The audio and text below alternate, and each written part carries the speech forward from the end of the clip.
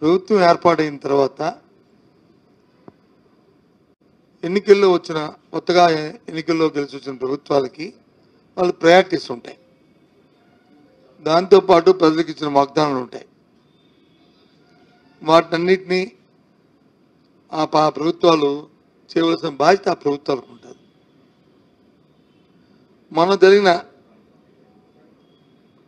శాసనసభ సమావేశాల్లోనూ శాసనమండలి సమావేశాల్లోనూ కూడా ఈ అంశాలని మేము శాసనమండలిలో చాలా విషయాల్ని అక్కడ లేవనెత్తాం. బడ్జెట్ కూడా 5 నెలల తర్వాత బడ్జెట్ పెట్టినప్పటికీ కూడా బడ్జెట్లో వారిచ్చిన ఎన్నికల్లో ఇచ్చిన వాగ్దానాలు వాళ్ళ ప్రాధాన్యత సంబంధించి కానీ ఎక్కడ వాటికి కొనుగోలు మేరలో ఎక్కడ పొంతన లేకుండా ఆ కార్యక్రమాలు చేశాయి. బడ్జెట్ పెట్టారు. ఎంతసేపు గతంలో చెప్పుకొస్తున్న అప్పుల గురించే 1కి 10 సార్లు చెప్పారు. కానీ బడ్జెట్ తాలూకా ఇచ్చిన వాళ్ళు బడ్జెట్ ఇచ్చిన బుక్లో ప్లేస్ చేసిన బుక్లో చూస్తే వాటికి వీటికి పొంతన లేవు. ఇవన్నిటి కూడా డిబేట్ జరిగింది, చాలాసార్లు డిబేట్ జరిగింది. వాస్తవాలన్నీ కూడా శాసనమండలిలో చెప్పాం కూడా, వాస్తవం కాదని చెప్పాం కూడా. అవి పక్కన పెట్టుకుంటే అసలు ఇచ్చిన వాగ్దానాలని ప్రజలకు ఇచ్చిన సూపర్ 6 కానీ లేదు ప్రజలకు ఇచ్చిన హామీల్ని ఏదైతే విద్యుత్ ఛార్జీలు కానీ లేదు నిత్యావసర ధరలు కానీ అవన్నిటిని కూడా మేము ఎట్టి పరిస్థితుల్లోనూ పెంచం, మీకు నేను భరోసా, మేము వస్తే ఇంకా తగ్గిస్తామని చెప్పిన నేపథ్యాన్ని కూడా మనం చూసాం, విన్నాం కూడా. మీ పెద్దగా సోదరులు అందరూ కూడా ఉన్నారు. ఇది ఎవరో ఆశామాషి మనుషులు ఎవరో చెప్పలే, ఏదో పార్టీ కార్యకర్తలు చెప్పలే. సాక్షాత్తు కూటమిలో ఉన్న ఎవరైతే తెలుగుదేశం పార్టీ ఆది నాయకుడు చంద్రబాబు నాయుడు నోటంట, అలాగే కూటమి నాయకుల్లో ఉన్న భారతీయ జనతా పార్టీ నాయకులు కానీ లేదు కూటమి నాయకులతో భాగస్వాములైన జనసేన అధ్యక్షులు కానీ ఈ వాక్యాలని వాళ్ళు చెప్పిన మాటలు. ఇదేదో నేను చెప్తున్న మాటలు కాదు. ఇవాళ చూస్తే 1వ తారీఖు నుంచి ఇవాళ నుంచి సుమారు ఒక్కొక్క బిల్లు మీద, ఎందుకంటే మన దగ్గర 6 స్లాబ్లు ఉంటాయి. పేదవాడి దగ్గర నుంచి హైయెస్ట్ వాడు వినియోగదారుడి వరకు కూడా 6 స్లాబ్లు ఉంటాయి. 6 స్లాబ్లు, 1, 2 కాకుండా 0 నుంచి 30 వరకు ఒక స్లాబ్ ఉంటుంది. 0 నుంచి 30 వరకు అది పేదవాడు. అలాగే 31 నుండి 75 వరకు ఒక స్లాబ్ ఉంటుంది. 0 నుంచి 30 వరకు అయితే ₹1.90 పర్ యూనిట్కి ఛార్జీ వసూలు చేస్తారు. అదే 31 నుండి 75కి అయితే ₹3 వసూలు చేస్తారు. అదే 76 నుంచి 125కి అయితే ₹4.50 ఛార్జీని వాళ్ళ దగ్గర నుంచి వినియోగదారుడి దగ్గర నుంచి వసూలు చేస్తుంది. అదే 126 నుంచి 25కి అయితే ₹6. అదే 226 నుంచి 400 యూనిట్స్ వరకు ఖర్చు పెడితే వినియోగదారుడికి ₹8.75 యూనిట్కి పర్ యూనిట్కి. ఇంకా పైపెచ్చు ఇంకా 400 దాటితే ₹9.70. ఇది గత కొంతకాలంగా రాష్ట్రంలో వసూలు చేస్తున్న విద్యుత్ ఛార్జీలు. ఇవి విద్యుత్ ఛార్జీలు వీటి మీద అయ్యో ఎక్కువైపోయి దీన్ని మేము తగ్గిస్తాము అని చెప్పిన కూటమి నాయకులు మన తెలుగుదేశం పార్టీ ఈరోజు వచ్చి మళ్ళీ ఇవాళ నుంచి సుమారు 6,072 కోట్ల రూపాయల్ని ఇవాళ వచ్చి అదనంగా భారం మోపింది. దాని నుంచి ఏదైతే నేను చెప్పానో అప్ టు 30 యూనిట్ల వరకు వాడుతున్న ₹1.90 ఇవాళ అది సుమారు ₹3 అయ్యే పరిస్థితి ఇవాళ ఉంది. అదే ₹3 వాడుతుంది వచ్చి ₹4.20 అయిపోయే పరిస్థితి ఉంది. అంటే ఒక యూనిట్కి సుమారు ₹120 నుంచి ₹1.25 పెరగనుంది. ఒక యూనిట్కి ఇది పెరగనుంది. ఇది ఎప్పటి వరకు? ఈ నెల వరకు. ఇదే ఫిబ్రవరి నెల దాటిపోతే, అదే ఫిబ్రవరి నెల దాటితే మళ్ళీ ఇంకొక 9,412 కోట్ల రూపాయలు మళ్ళీ దాని మీద అదనంగా మళ్ళీ అయిపోతున్నారు. అంటే మార్చి నెల బిల్లులో వస్తుంది. అంటే మార్చి నెల అయినప్పటికీ ఈ నెలలో వస్తున్న బిల్లులో ఉన్న 6,000 కోట్లు, అలాగే ఫిబ్రవరి నుంచి అయిపోయి 9,000 కోట్లు కలిపితే సుమారు సాలీనా అది రెండు కలిపి 15,000 కోట్ల రూపాయలకి వీళ్ళు వచ్చి విద్యుత్ ఛార్జీల్ని పెంచబోతున్నారు. ఇవాళ 15,485 కోట్లు ఇవి ట్రోప్ ఛార్జీలు. ఏంటి? ఈ గత సంవత్సరాల్లో మరి ప్రభుత్వం ఈ డిస్కాముల్లో ఏదైతే ఆ రోజు ఏపీఆర్సి రెగ్యులేటరీ కమిషన్ నిర్దేశించిన ధర కంటే అధికంగా రవాణా ఛార్జీలు కానీ, లేకపోతే లాసెస్ కానీ, లేకపోతే అదనంగా పవర్ పర్చేజ్ చేయడం వచ్చిన అది కానీ, అవన్నిటిని కలిపి దాన్ని 15,485 కోట్లు వస్తే ఆ డబ్బుని ఇప్పుడు తీసుకొచ్చి వినియోగదారుల మీద ఏదైతే ఇందాక చెప్పిన ఈ సామాన్యులుగా 0 నుంచి 400 యూనిట్ల వరకు వాడుతున్న వీళ్ళందరి మీద ఈ డబ్బును వచ్చి చిన్న పెద్ద తేడా పాడా ఏమీ లేకుండా సమన్యాయం చేస్తూ అందరి మీద ఈ వడ్డీని తేదలుచుకుంది ఈ ప్రభుత్వం.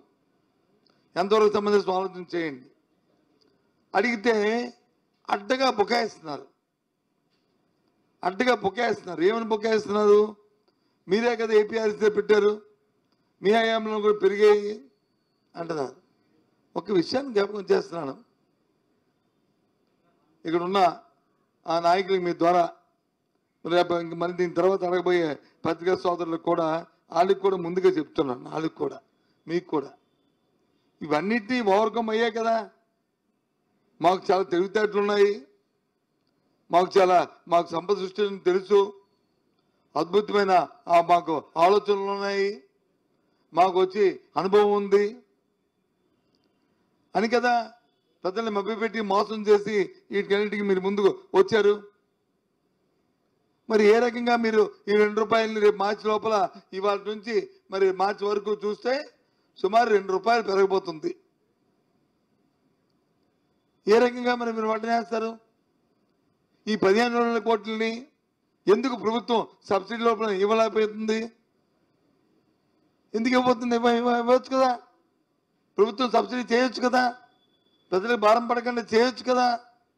ఎందుకు చేయలేదు? కారణం ఏంటి చెప్పండి. నేను ప్రజల తరపున అడుగుతున్నాను. ఓ ప్రతిపక్ష పార్టీగా మేము డిమాండ్ చేస్తున్నాం, ఈ డబ్బుని తక్షణమే ట్రోప్ ఛార్జీని మీరు ఉపసంహరించుకొని ప్రభుత్వమే వెసులుబాటు చేసి ఈ 15,485 కోట్ల రూపాయలని ప్రభుత్వం డిస్కాములకి వచ్చి చెల్లించి ప్రజలకు ఉపశమనం కలిగించాలి. ప్రజల మీద వచ్చి ఒత్తిడి తేగకూడదు, ప్రజల మీద వచ్చి దీని భారం పడకూడదు అని మా డిమాండ్. సమంజసంగా ఆలోచన చేయండి. మీరే చెప్పారు కదా ఎన్నికల ముందు, ఇదేదో ఎన్నికలు అయిపోయిన 5 సంవత్సరాల 3 సంవత్సరాల తర్వాత మాట్లాడుతున్న మాటలు కాదు కదా. ఆయన ఎన్నికలైన 7 నెలలకే మాట్లాడుతున్న మాటలు కదా, 6 నెలల తర్వాత 7వ నెలలో మాట్లాడుతున్న మాటలు కదా ఇవి. దయచేసి ఆలోచన చేయండి. ఏ రకంగా ఉందంటే ఏది మాట్లాడినా ఏదో శ్రీరామనామం జపంలాగా ఏదో రామ రామ రామ అన్నట్టు జగన్మోహన్ రెడ్డి, లేకపోతే ఆవు గదలాగా ఆవు పాలు ఇచ్చిన పాలు వచ్చి తెల్లగా ఉండను, దాని నుంచి నెయ్యి వస్తుంది, వెన్న వస్తుంది, వెన్న వచ్చి మరగబెడితే నెయ్యి వస్తుంది. ఇదే కథ, ఇంకో కథ లేదు. గత 5 సంవత్సరాలు జరిగింది. మరి 5 సంవత్సరాలు జరిగిందని చెప్పి మభ్యపెట్టే కదా మీరు అధికారంలోకి వచ్చారు. వాస్తవం చెప్పండి, అవునా కాదు చెప్పండి. మళ్ళీ ఏ రకంగా మళ్ళీ విద్యుత్ ఛార్జీలు పెంచుతారు మీరు? ఏ రకంగా పెంచుతారు? ఇది ధర్మమేనా చెప్పండి? ఇది న్యాయం కాదు కదా ఇది.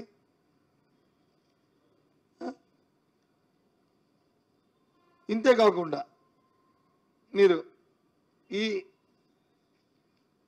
ఈ ఈ సమయంలో సుమారు ఈ 6 నెలలకి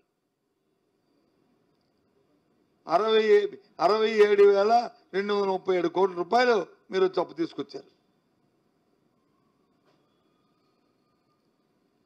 67,237 కోట్లు అప్పు తీసుకొచ్చారు. మళ్ళీ రేపు మంగళవారం ఇంకో 4,000 కోట్లు మళ్ళీ అప్పు తేపోతున్నారు. అంటే సుమారు 70,000 కోట్లకి ఈ అప్పు వచ్చి వెళ్తుంది. ఈ 70,000 కోట్లో 15,000 కోట్లు వచ్చి మరి దీనికి ఇవ్వపోయారా? ట్రాన్స్కోకి ఇవ్వపోయారా? ఎందుకు ఇవ్వలేదు?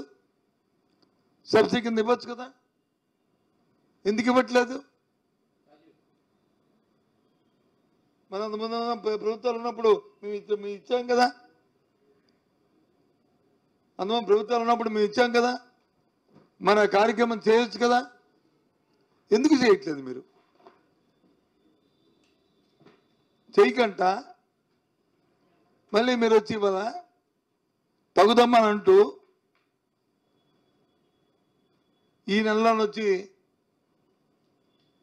సుమారు ₹1.20 వరకు, మళ్ళీ మార్చి నెలలో వచ్చి ఇంకో 90 పైసల వరకు, అంటే ₹2 విద్యుత్ ఛార్జీ పెంచడం, 67,000 కోట్ల రూపాయలు అప్పు తెచ్చి మన అప్పునేమైనా ప్రజలకు ఏమైనా ఇంతకుముందు వైసీపీ ప్రభుత్వంలాగా డైరెక్ట్ ట్రాన్స్ఫర్ ఏమైనా చేశారా? పథకాలకి ఏమైనా ఇచ్చారా? ఒక్క పెన్షన్ తప్ప ఇంకేమైనా ఇచ్చారా? చెప్పండి. పెన్షన్ తప్ప ఏమైనా ఇచ్చారా? చెప్పండి. పర్వాలే చెప్తే మేము ఇచ్చాం కదా, ఈ 70,000 కోట్లు చేశాం కదా అనొచ్చు. లేదు కదా. ఒక దీపం పథకానికి వచ్చి అది ఒక సిలిండర్కి ఇంకా ఎవరు బుక్ చేసుకుంటే వాళ్ళకని చెప్పి దానికి ఒక 800 కోట్లు బడ్జెట్లు కేటాయించారు. అందులో ఇప్పుడు 200, 300, 400 కోట్లు ఖర్చు అయితే అవ్వచ్చు. అవునా కదా? ఇదేం నేను చెప్తున్నా ఏమైనా అబద్ధాలా? చెప్పండి.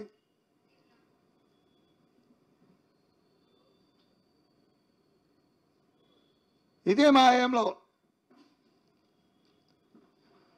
వైసీపీ హయాంలో అయితే ఇప్పటికే సుమారు ఈ 6 నెలల్లో 18,000 కోట్ల రూపాయలు వచ్చి ప్రభుత్వం విడుదల చేసి ఉండేది. గత సంవత్సరంలో చేశాం. 22, 23లో చేశాం. తర్వాత 8 వచ్చి ఆగిపోయాయి. 18,000 కోట్ల రూపాయలు. ఒక రూపాయి, ₹2 కాదు. ఆ అక్క చెల్లి, ఆ అమ్మ, తల్లి, ఆ అవ్వ ఆ ఖాతాలో చేశాం. నేనేమి ఏదో అభూత్ కల్పనలో లేకపోతే వాస్తవ దూరమో నేను చెప్పట్లే. మనకు తెలుసు. ఇప్పటికే ఈ ప్రభుత్వం వచ్చి ఉంటే ఈ గత ప్రభుత్వంలో అమ్మఒడి ఇచ్చాం. జూలై నెలలో సుమారు 6,000 కోట్ల రూపాయలని విడుదల చేశాం. గత సంవత్సరం జగనన్న విద్యాదేవునికి వచ్చి 1,150 కోట్లు ఇచ్చాం గత సంవత్సరం. అదే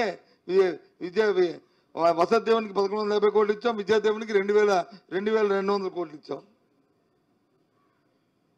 విదేశీ విద్యాదేవునికి వచ్చి 200 కోట్లు ఇచ్చాం. రైతు భరోసాకు వచ్చి 6,100 కోట్లు ఇచ్చాం. 2 విడతలు ఇప్పటికే.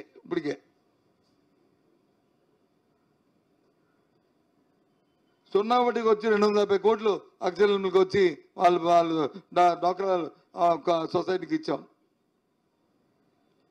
మత్స్యకార భరోసా 200 కోట్లు ఇచ్చాం. వైఎస్ఆర్ సున్నా వడ్డీ 1,300 కోట్లు ఇచ్చాం. ఈబీసీ నేషనల్కి వచ్చి 610 కోట్లు ఇచ్చాం. వైఎస్ఆర్ లా నేషనల్కి వచ్చి 17 కోట్లు ఇచ్చాం. మిగిలిపోయిన లబ్ధిదారులు అందరూ కలిపి 98 కోట్లు, మొత్తం 18,125 కోట్లు ఈ రోజుకి గత సంవత్సరంలో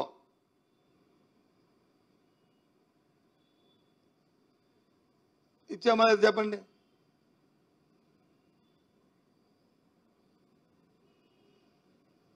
మరి మరి మరి మీరు నేను ఇమ్మని అడగదు, ఎందుకంటే ఇది మీ ప్రయారిటీ కాదు.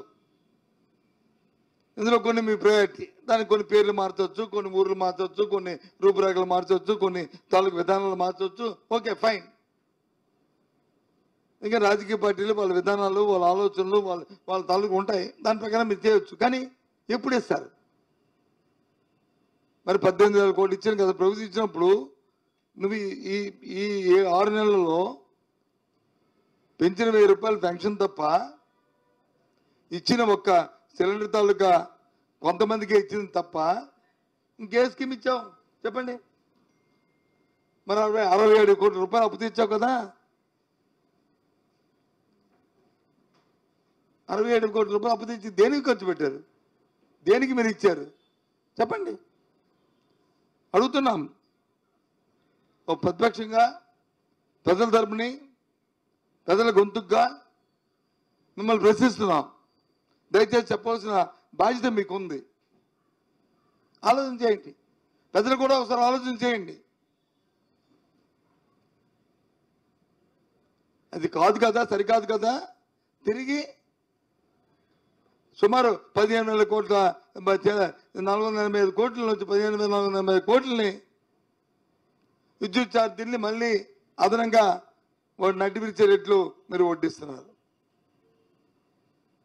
ఏంటి? ఎక్కడికి వెళ్తుంది? అప్పుడు వచ్చి అమ్మమ్మ అప్పు చేస్తున్నారు. మరి ఇప్పుడు చేసిన అప్పు ఏం చేస్తారు? మీ స్నోలకి, పౌడర్లకి, మీ సోకులకి, దానికి ఖర్చు పెడుతున్నారా? దేనికి ఖర్చు పెడతారు? ఏమని అడిగితే అప్పుడు చేసిన అప్పుగా వచ్చి మీరు వచ్చి ఇక ఎస్, అంతకుముందు కూడా అప్పు ఉంది కదా. అంతకుముందు కూడా 2019 సంవత్సరంలో మేము అది వైసీపీ ప్రభుత్వం అధికారంలోకి వచ్చినప్పటికీ 3,90,000 కోట్లు అప్పు ఉంది.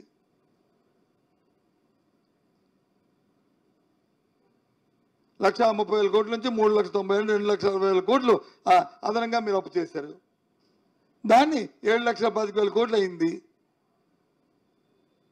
దాంట్లో 2,70,000 కోట్ల రూపాయలని 2,70,000 కోట్ల రూపాయల డైరెక్ట్ ట్రాన్స్ఫర్ చేశారు ఈ 4 లక్షల్లోనూ. వాస్తవం కదా? అందుకే కదా ప్రజలకు కొనుగోలు శక్తి పెరిగింది. అందుకే ప్రజల జీవన ప్రమాణాలు పెరిగాయి. అందుకే కదా మార్కెట్లో కలకల ఆడేది సాయంత్రం అయితేప్పటికి.